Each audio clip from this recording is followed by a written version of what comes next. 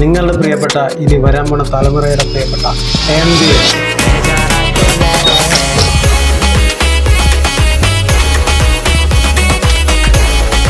MBA കലാകേരളത്തിന് ഒരു ട്രെൻഡായത് എന്തുകൊണ്ടായിരിക്കും?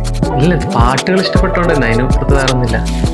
ഭയങ്കര ട്രെൻഡായെന്നൊന്നും ഞാൻ പറയുന്നില്ല. നമ്മളെ പാട്ടുകൾ കുറെ ആൾക്കാർക്ക് ഇഷ്ടമാണ്, കുറെ ആൾക്കാർ കേൾക്കുന്നുണ്ട്.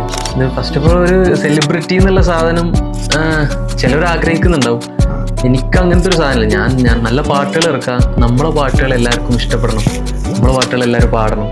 നൂറല്ലേ നൂറല്ലേ ചാരല്ലേ ചാരല്ലേ